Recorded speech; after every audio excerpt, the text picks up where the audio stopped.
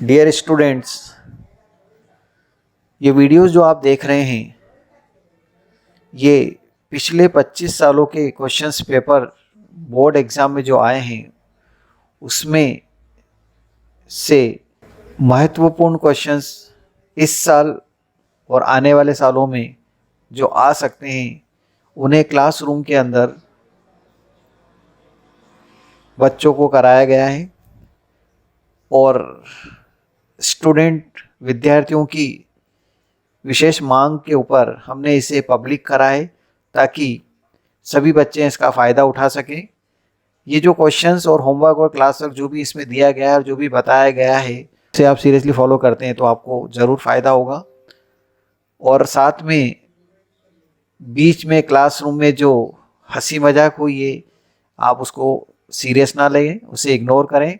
Important चीज़ यहाँ आपको ये देखनी है कि जो क्वेश्चंस कराए गए हैं वो कौन कौन से हैं, कौन से पेज पर हैं, क्या हटाया है सिलेबस में से और क्या करना है, इस पे ज़्यादा ध्यान दें और उन क्वेश्चंस को आप ज़रूर करें। वो सॉल्व भी किए हुए समझाए हैं हमने, खुद ने बोर्ड पर सॉल्व कर रखे हैं। So let's start.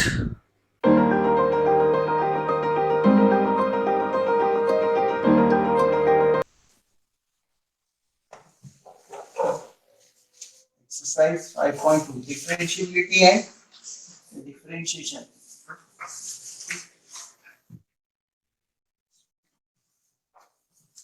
Differentiability and differentiation.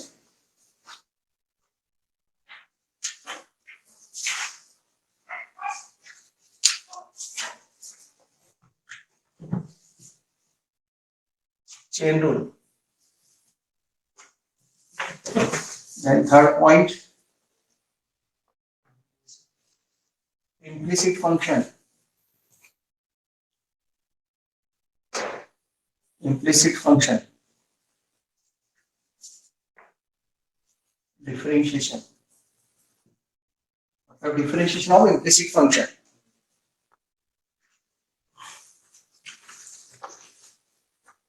Inverse trigonometric function.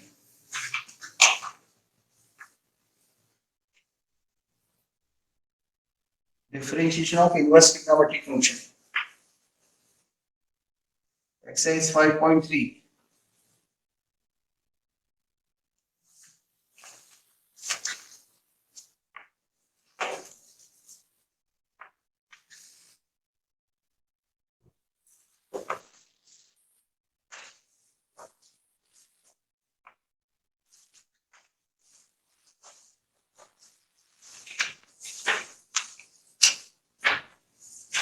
Exponential and logarithmic function.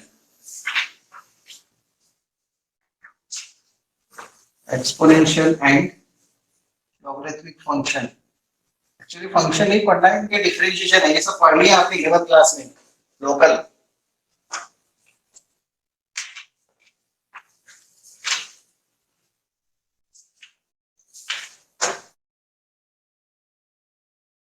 logarithmic differentiation for exercise 5.4.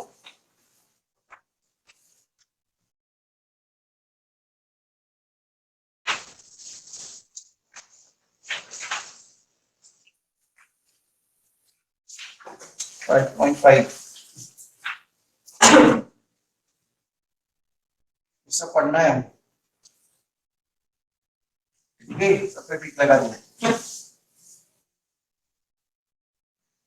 Parametric function.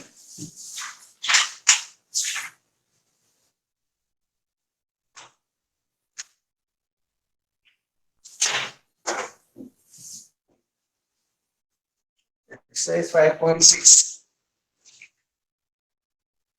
इसी में था प्रफुल्ल क्वेश्चन। प्रफुल्ल क्वेश्चन बोला था याद तो शायद नहीं याद। सेकंड डेरिवेटिव है, हायर डेरिवेटिव सिलेबस में ना, second order.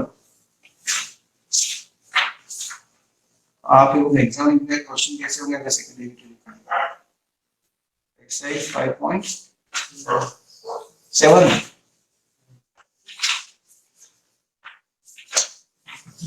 Point number 8 leave value theorem.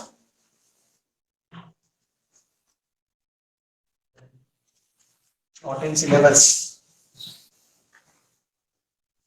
Rollers and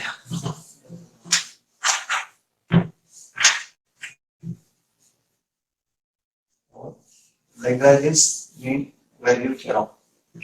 ये दोनों ही सिलेबस में नहीं है. Not in syllabus.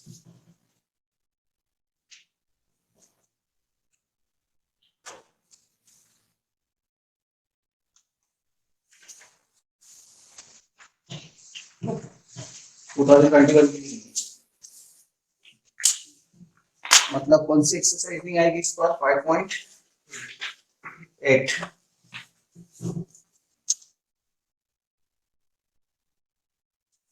और इन सिलेबस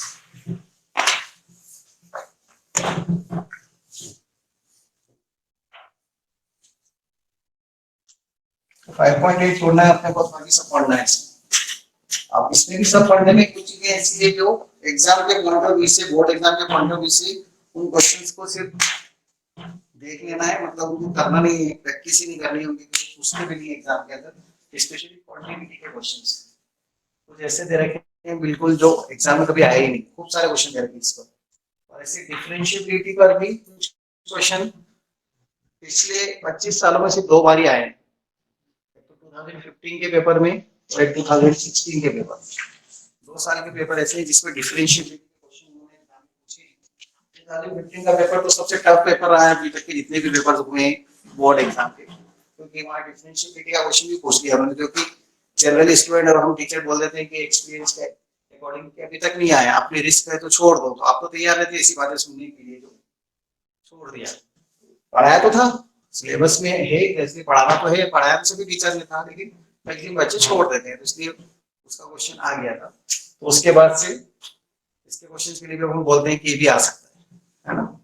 तो डिफरेंशिएबिलिटी है, डिफरेंशिएशन तो अगर कोई प्रॉब्लम नहीं चाहिए तो वो तो अपने को पढ़ना ही नहीं, फिर तो उसके बाद सब एक साथ एक के बाद एक तो इजीली होता है डिफरेंशिएशन.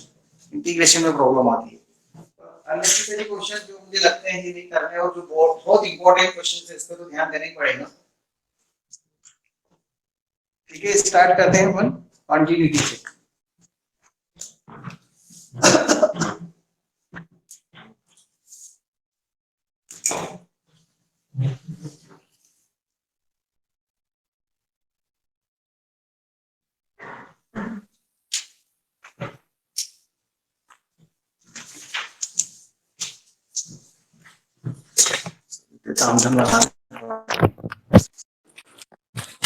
आवाज आ रही है? क्लियर?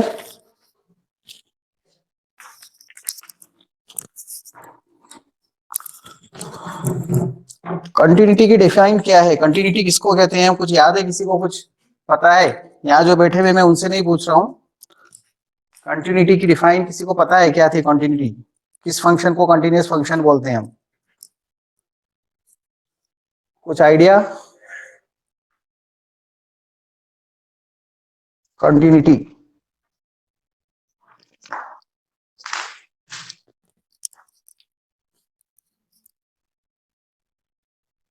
नो,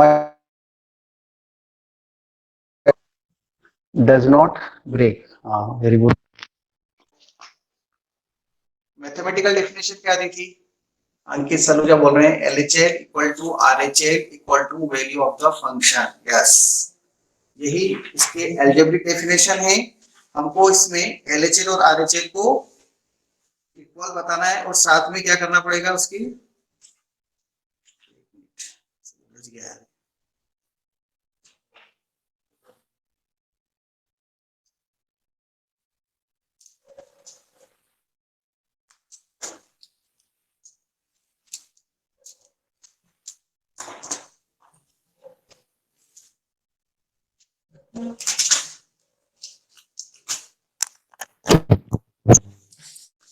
करते हैं हम कंटिन्यूटी की डेफिनेशन से, क्योंकि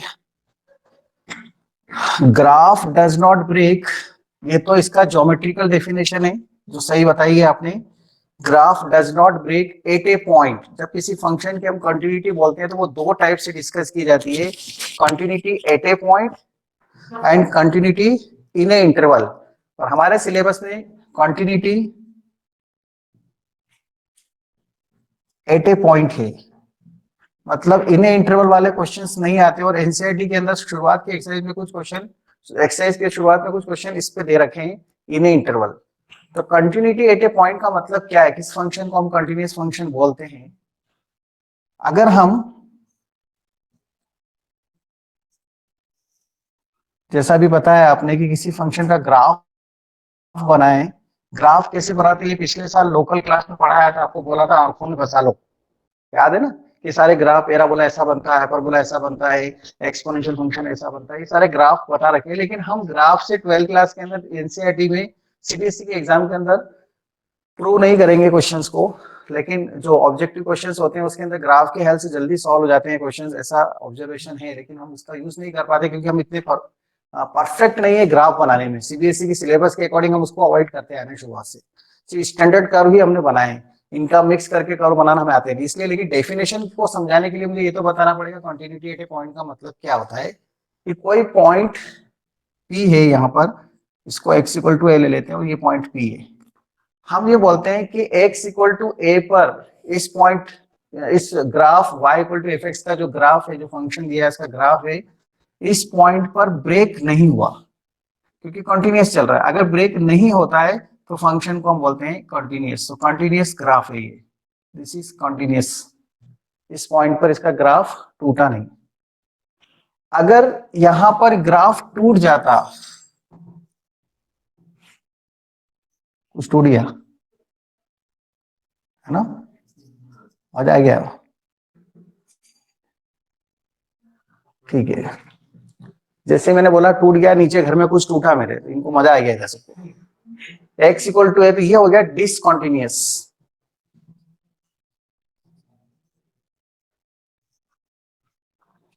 डिसकंटिन्यूअस ग्राफ, क्योंकि इस पॉइंट पे ग्राफ ब्रेक हो गया, इस जगह पे जाकर यहाँ पर टूट गया ग्राफ। तो ये डिसकंटिन्यूअस है, ये कंटिन्यूअस है।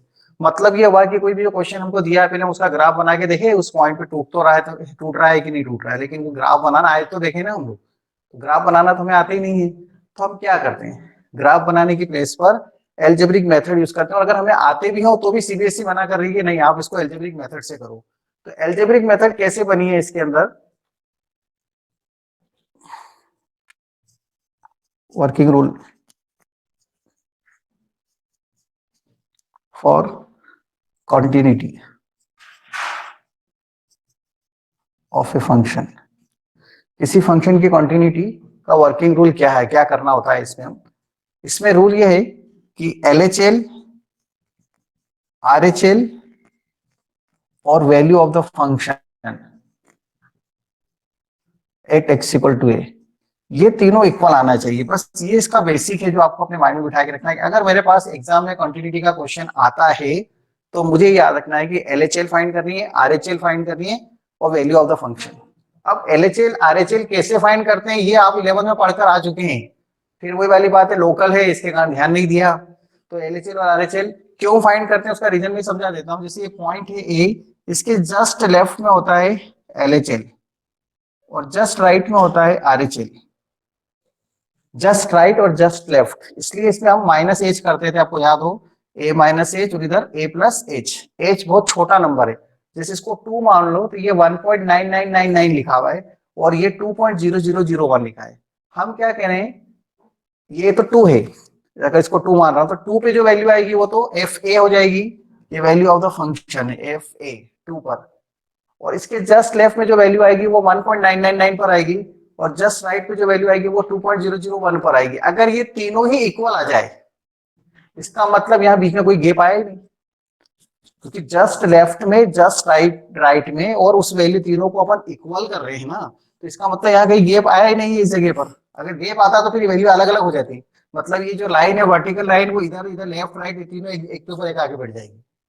जब तीनों एक के ऊपर एक आगे बढ़ जाएगी तो इस पॉइंट के ऊपर ग्राफ ब्रेक नहीं हो रहा है। ग्राफ ब्रेक नहीं हो रहा तो वो कंटिन्यूस हो गया। इसलिए हम LHL RHL और value of the function find करते हैं। इसमें देखो आप लेफ्ट में कुछ वैल्यू आएगी, राइट में दिख रहा है, देखो आपको थोड़ी अलग वैल्यू मिलेगी। मतलब इसकी जो ये वर्टिकल लाइन है वो तीनों LHL RHL तीनों एक दूसरे पे कॉन्साइड नहीं होगी, कोई भी दो आपस में या तीनों आपस में अलग अलग हो सकती है। तो ऐसी कंडीशन में फंक्शन कैसा हो जाएगा, डिसकंटिन्यूअस हो जाएगा। अब एग्जाम में एलएचएल आरएचएल ठीक है, तो एग्जाम में क्या लिखा है, LHL RHL value of the function find करेंगे तो सर हो जाएगा क्वेश्चन, कर लेना आप, ऐसा थोड़ी करके आएंगे, करके भी आना पड़ेगा ना क्वेश्चन को। तो क्वेश्चन करेंगे कैसे, क्या तरीका होता है उसको करने का। एलएचएल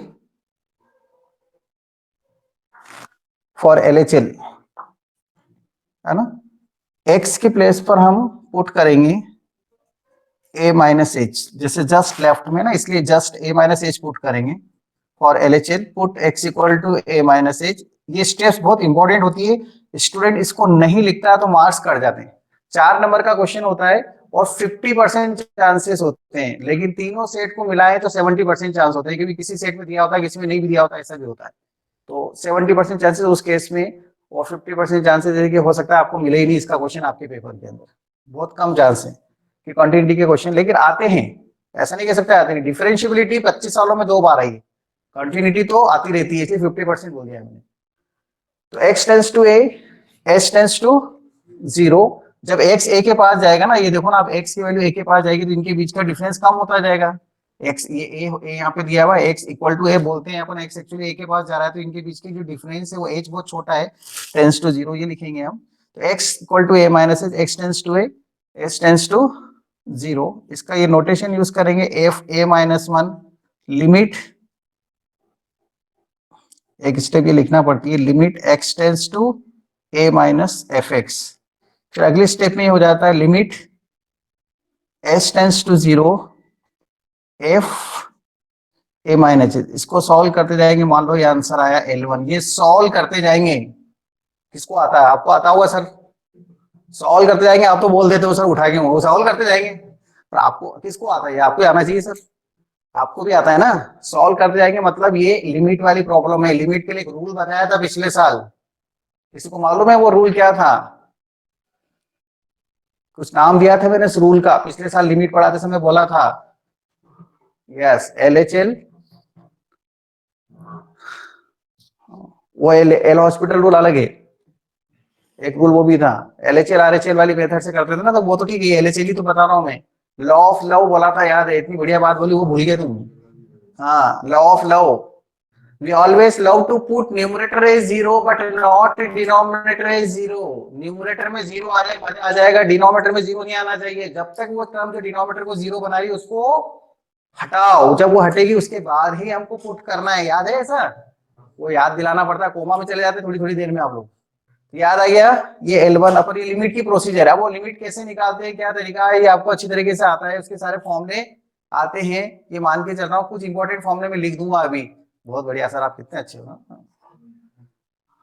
हमको तो पता नहीं, वो रजिस्टर भी पता नहीं, मम्मी ने भेज दी दिवाली पे। अरे सही है, और क्या,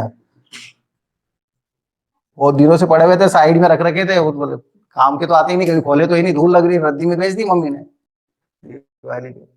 put x equal to a plus h, ये right hand limit, f a plus limit x tends to a plus f x, limit h tends to 0 f a plus h. इसको सॉल्व करेंगे, ये सॉल्व करेंगे का मतलब मेरा यही है कि डिनोमिनेटर में जब तक वो टर्म जो 0 बन रही है उसको हटाओ नहीं, तब तक सॉल्व करते जाना, और उसमें बेसिक नॉलेज आपका लगेगा, ठीक है। एंड वैल्यू, 3 चीजें चाहिए ना, वैल्यू मतलब F A, X equal to A put कर देना डायरेक्ट, ये वैल्यू होती है।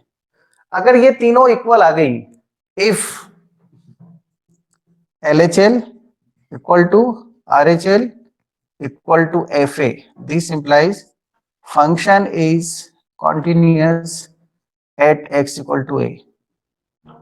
जो स्टेप मैंने यहाँ डैश डैश करके लगाई है, ये है सॉल्व करने वाले स्टेप्स, इसमें कुछ फॉर्मूले लगते हैं।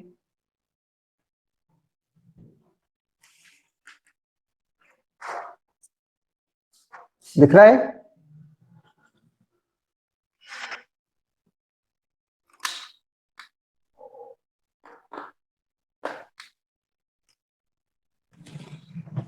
तो दिख रहा है ना, इन लोगों को तो दिख रहा है, यहाँ जो बैठे हैं, आप लोगों की पूछ रहा हूँ, ऑनलाइन जो घर पे पढ़ रहे हैं, ठीक है। यहाँ हिला, गर्दन हिला रहे, हाँ सर दिख रहा है, चलो ठीक है, नोट करें, स्क्रीनशॉट ले लें।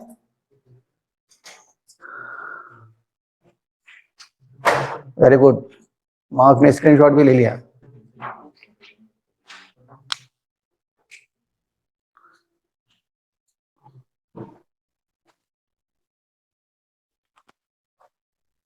हिमांशु, हर्ष, क्लास में है क्या ऑनलाइन? यहां पर आए नहीं आप?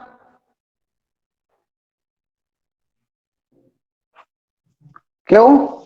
आप तो देखे गए हैं शायद मुझे यहां पर। हिमांशु तो है क्लास में।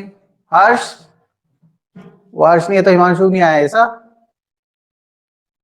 अच्छा, अंकित सलूजा भी नहीं है, तीनों का ग्रुप है ये। गाड़ी पे घूमते तीनों एक साथ और वैसे बोलते कोरोना के रूल्स को फॉलो कर रहे हैं हम। और मुझको देख के मुंह छुपा लेते हो ना। मेरे घर की चक्कर लगा दो बेटा तुम ना। 2-3 बार पकड़ा मैंने इनको इधर। अच्छा, भूल गए थे ऑफलाइन का, ठीक है।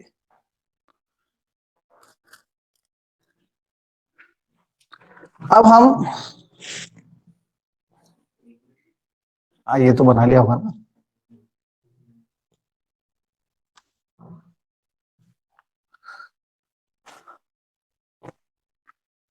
एक रिमार्क लिखते हैं इस पे। वो रिमार्क क्या है?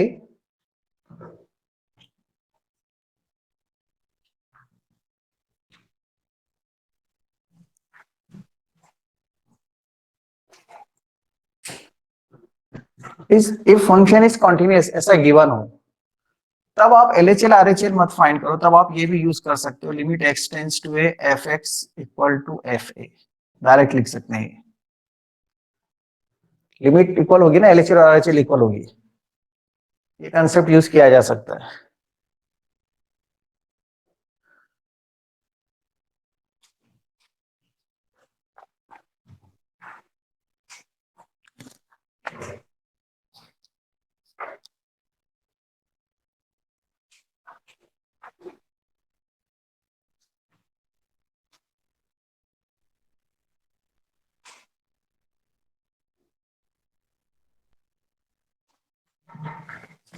कर लिया नोट?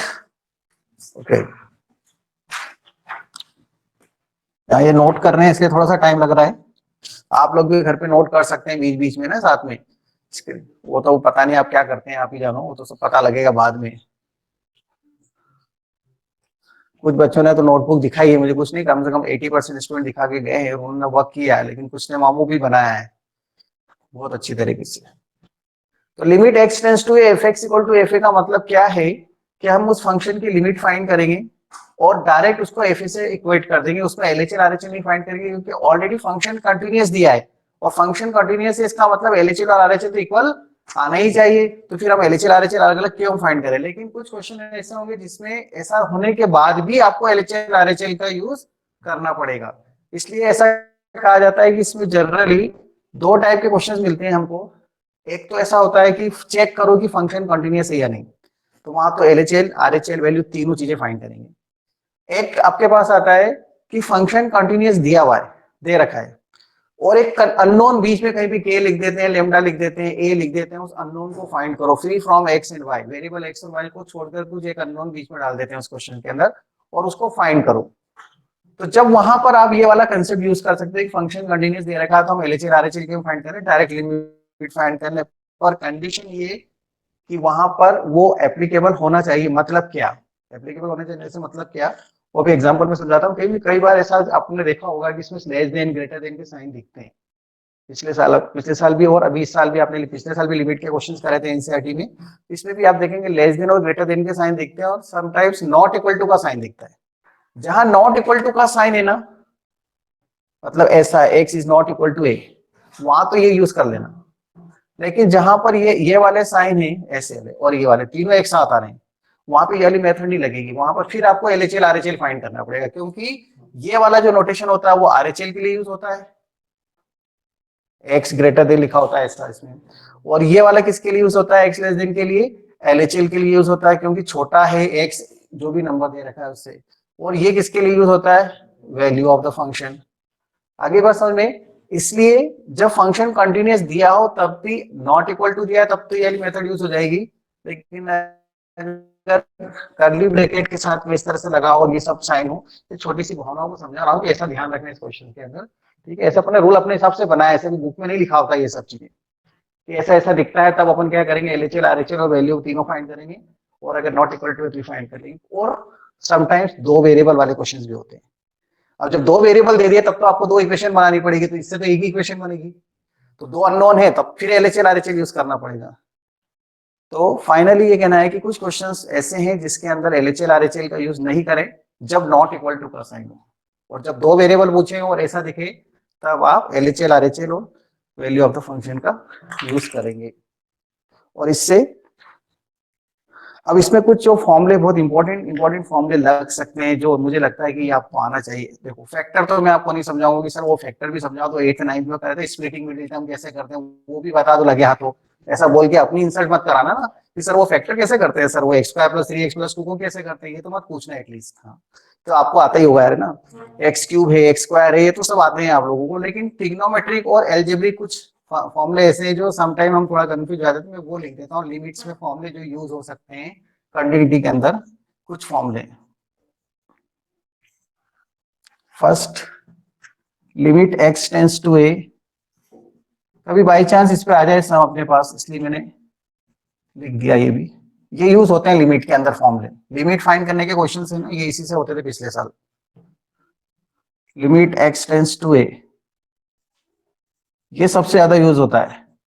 जैसे याद करा था साइन अनार का अनार का है ना, जो यहाँ पे दिया वही यहाँ पे होना चाहिए, वही यहाँ पे x टेंड्स टू 0 होता है, सॉरी ये 1 होता है। सैंडविच थ्योरम से इसका प्रूफ बताया, बोला था कि सैंडविच थ्योरम से प्रूफ होता है, नाम तो याद आ ही गया होगा, सैंडविच नाम लिया था हमने।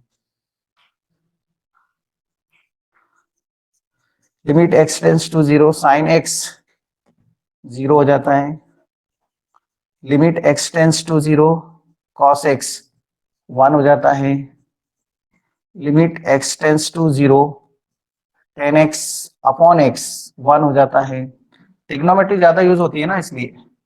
Limit x tends to 0 tan x upon x 1 हो जाता है, देन tan x अगर ओनली आता है तो ये 0 हो जाता है। Limit x tends to 0 e raise to x 1 होता है।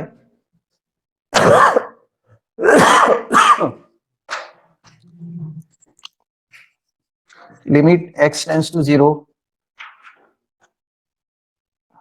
ये भी 1 होता है, minus x tends to 0 1 upon e raise to x ये भी 1 होता है। e की पावर 0 है ना, सीधी सी बात है।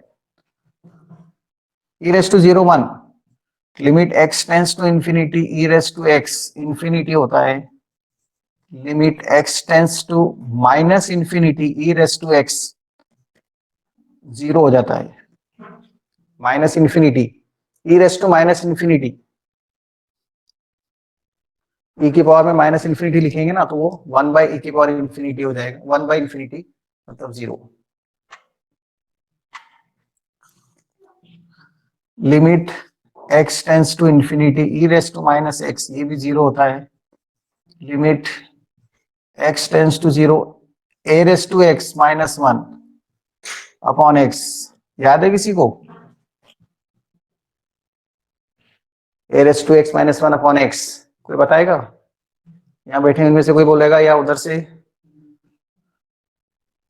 x के लिए डायरेक्ट 0 तो नहीं पुट करेंगे ना, डिनोमिनेटर पे 0 आ रहा है, आपको पता है सब फॉर्मूले में यही हो रहा है, डायरेक्ट नहीं पुट करना है। Yes Ankit, log x base a, log a base x नहीं, log x बेस a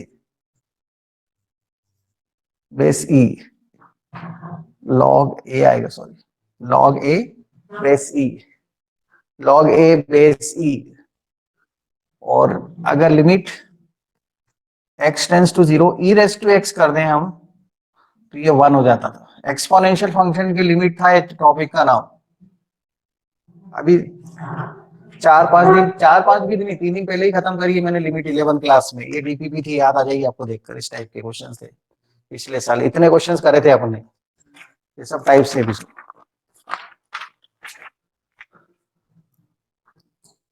इसलिए मुझे मेरा रिवीजन होता रहता है ना, इसलिए याद रहते हैं मुझे फॉर्मूले। 15th limit x tends to 0 log 1 plus x upon x ये भी 1 होता है, log 1 plus x upon x 1। X के जीरो रख देंगे तो डिनोमिनेटर में तो जीरो आ जाएगा, लेकिन लॉग की सीरीज से फॉर्मूले बन जाते हैं। तो ये 15 फॉर्मूले बेसिकली ये एनसीईआरटी के हिसाब से इनफ है। वैसे तो एक्सपोनेंशियल फंक्शन के और भी फॉर्मूले हैं और बाइनोमियल के भी फॉर्मूले लगते हैं, लेकिन वो सब क्यों फालतू में, अभी मैंने आपसे कहा ना, आप रिवीजन कर रहे हैं, एनसीईआरटी से पढ़ रहे हैं, बोर्ड एग्जाम के हिसाब से तैयारी कर रहे हैं, साल भर में खूब चिल्ला चिल्ला के खूब चीजें पढ़ाई है मैंने, है ना, वो आपके पास है, उसका यूज करना। अभी भी कॉम्पिटिटिव एग्जाम जो एग्जाम दोगे ना मीन्स, उसमें यूज करना, वहां जरूरत पड़ सकती है, उस समय रिवाइज करना उन्हें।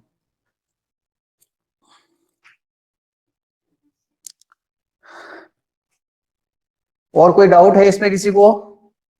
कुछ पूछना है, कोई क्वेश्चन पूछना है आपके माइंड में, कोई डाउट है, डिस्कस करना है? नहीं, चलो एक्सरसाइज 5.1 स्टार्ट करते हैं। कौन से क्वेश्चन करने हैं और कौन से छोड़ने हैं? छोड़ने वाले पहले बताओ सर।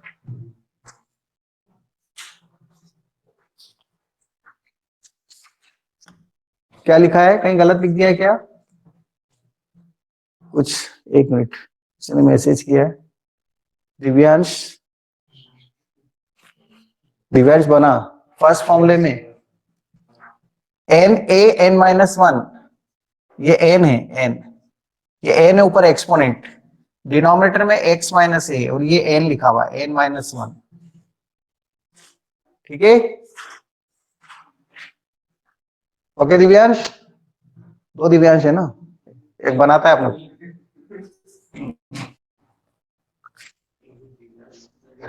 हाँ बंसल जी भी तो हैं।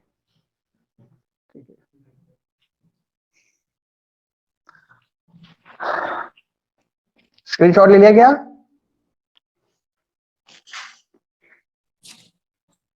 हटा दिया मैंने, स्क्रीनशॉट ले लिया।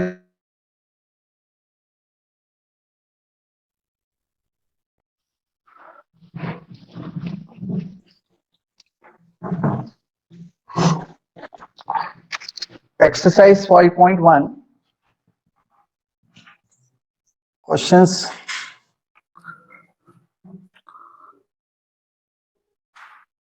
जो इंपॉर्टेंट क्वेश्चन है पहले वो बता रहा हूं ना, जो करना है हमें इसमें से।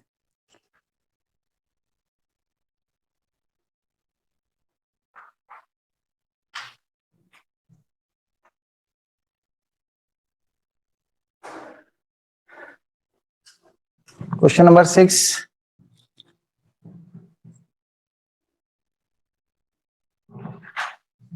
9,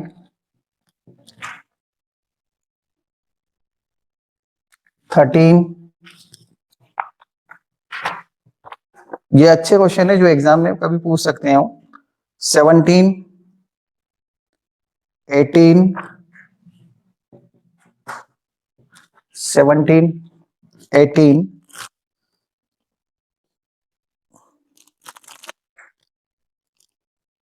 23, 24, 25, 23 से लेके 30 तक, 23 to 30, ऑल गुड क्वेश्चंस। मतलब ये एग्जाम में कहीं ना किसी तरह से प्रीवियस ईयर्स में 25-26 साल के पेपर अगर आप देखो तो मिलेंगे, कहीं ना कहीं पूछ लिए वो। और बाकी ये दूसरे क्वेश्चन करने की जरूरत भी नहीं है, आपको पूछते ही नहीं है, वो इन्हीं में सब कवर हो जाती है वो सब चीजें। वो अपने कंसेप्ट के हिसाब से जरूर है कि दो फंक्शन का सम, अगर फंक्शन कंटिन्यूअस होते हैं तो दो फंक्शन का सम भी कंटिन्यूअस होगा, अगर दो फंक्शन कंटिन्यूअस है तो उनका सम भी कंटिन्यूअस होगा, उनका प्रोडक्ट भी कंटिन्यूअस होगा, उनका डिवीजन भी कंटिन्यूअस होगा, किसी कांस्टेंट का मल्टीप्लाई कर देंगे तो भी वो फंक्शन कंटिन्यूअस होगा। ठीक है, क्वेश्चन नंबर 6 से स्टार्ट करते हैं। कैसे करना है अगर बोर्ड एग्जाम में आता है तो, बोर्ड एग्जाम के हिसाब से स्टेप्स लिखना बहुत इंपॉर्टेंट होती है। Question number 6,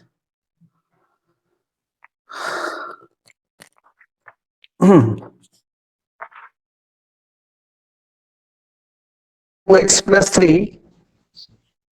F x equal to, देखो ये कर्ली ब्रैकेट लगा हुआ है ना, तो दो कंडीशंस दे रखी हैं, 2x plus 3, 2x minus 3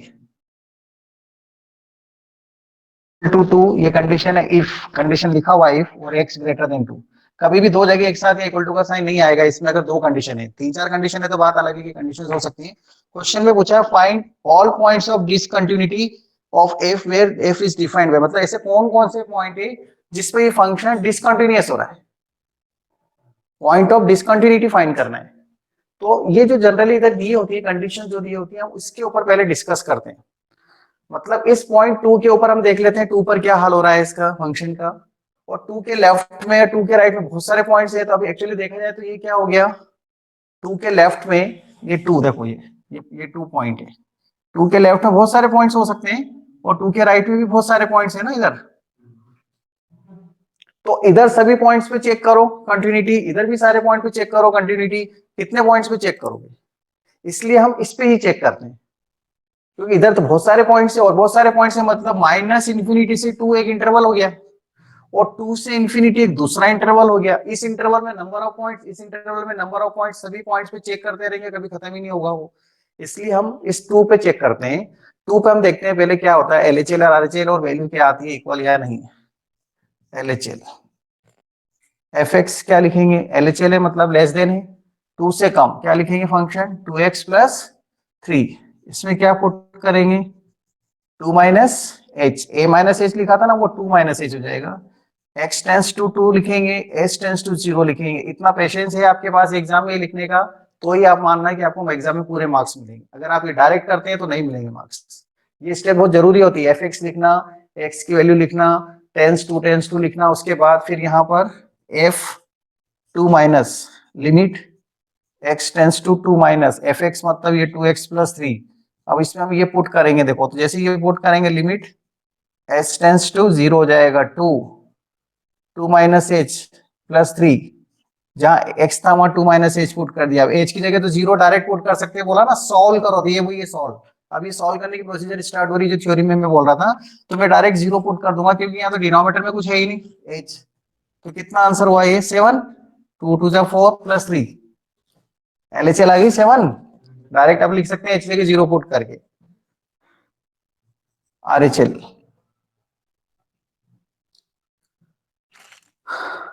put x equal to 2 minus h, x tends to 2, s tends to 0, f2 plus limit x tends to 2 plus 2x plus 3।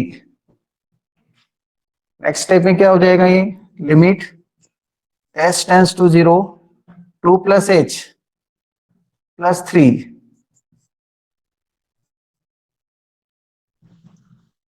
ये कितना हो गया 7। Then value of the function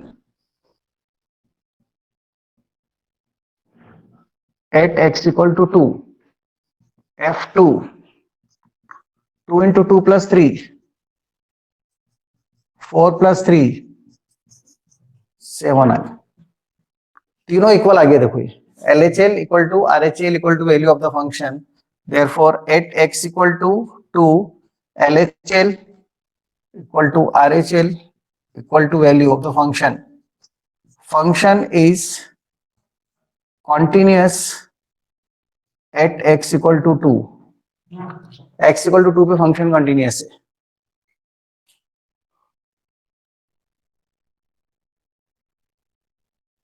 अगर इस point पे एक discontinuous आ जाता तो मैं लिख दिया था function is discontinuous at this point, और अगर इस पॉइंट पे कंटिन्यूअस नहीं आया तो हम लिखते हैं there is no point of discontinuity, क्योंकि ऐसे तो अपन देख ही नहीं सकते, इतने सारे पॉइंट्स हैं और इंटरवल्स में चेक करना नहीं, a minus H 2 minus H 2 plus H करके करना, ऑलरेडी इसमें आ गया है वो। इसलिए नो पॉइंट ऑफ डिसकंटिन्यूटी ऐसे लिखेंगे हम, no point of discontinuity, final answer. Okay, take the screenshot. Without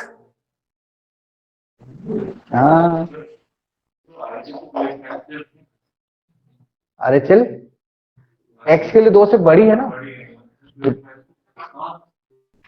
4 plus H कितना गया 1। क्या यार बहुत देर बाद बोला आदमी ने। LHL is not equal to RHL. Function is discontinuous at x equal to 2। मैं आंसर भी लिख दिया, no point of discontinuity. 2x minus 3 लिखना था, 2x प्लस 3 नहीं आएगा ग्रेटर देन में।